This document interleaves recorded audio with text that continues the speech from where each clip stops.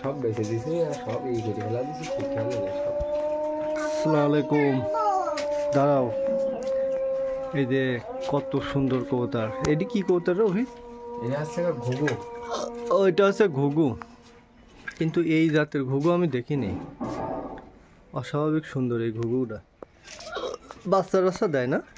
নিজে এই জোড়া বাচ্চা, ওই জোড়া বড়টা। এই জোড়াটা হচ্ছে বাচ্চা ঘুঘু, আর আমাদের অভির হচ্ছে এই জোড়াটা হচ্ছে বড় ঘুঘু। এরা হচ্ছে এইটাই দেশে বাচ্চা। না, আরো দিয়েছিল, বিক্রি করে দিছি। কত করে বিক্রি হয়? এই 700 টাকা জোড়া।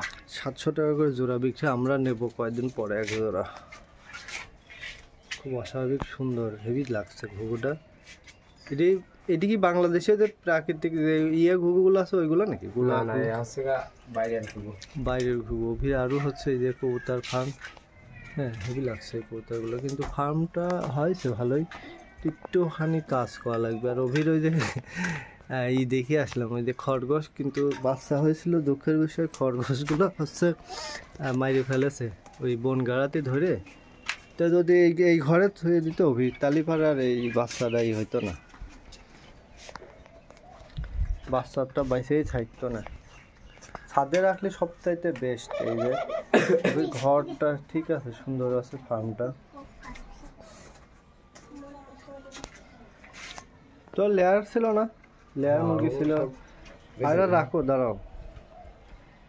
আয়রা আসছে, ও হচ্ছে ঘুঘু ওই খরগোশ দেখার জন্যে। ওর খরগোশ পোষার খুব শখ, খরগোশ পোষার জন্য। তো যাই হোক, এই ঘরটা ফার্মটা বড় হয়ে গেলে অভির খরগোশগুলো ছাদে রাখবে। ছাদে রাখার জন্যই ভালো, ছাদে রাখার জন্যই ভালো। বাচ্চা কিন্তু এক জোড়া আমাদের দিবি। হ্যাঁ, ভালো এক জোড়া বাচ্চা হলে।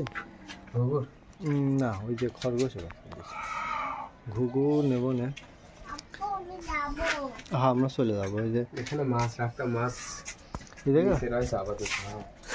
কি মাছ ছিল? বিভিন্ন রকমের বাইরের সমুদ্রে যে বিভিন্ন রকম সুন্দর সুন্দর মাছ পাওয়া যায় না। মাশাআল্লাহ, সামুদ্রিক মাছ ছিল। সামুদ্রিক মাছগুলো আবার আসবে ইনশাল্লাহ। দাঁড়াও, এই হয়ে গেছে, যাচ্ছে। এই তো চলে যাচ্ছে। ঘুঘুগুলো দেখো, এটা খুব কিউট ঘুঘু না? ওরা খায়। তুমি তোমার কাছে থাকলে তুমি খাতে দিতে?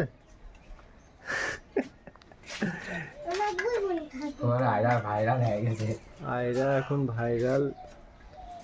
আমার পাপু ভিডিও ছাড়িয়েছিল, চোখ পড়া ভিডিও ভাইরাল হয়ে গেছে। ঘুঘুগুলো ভাইরাল করে দেবো। তো ঠিক আছে, আর সে পর্যন্তই।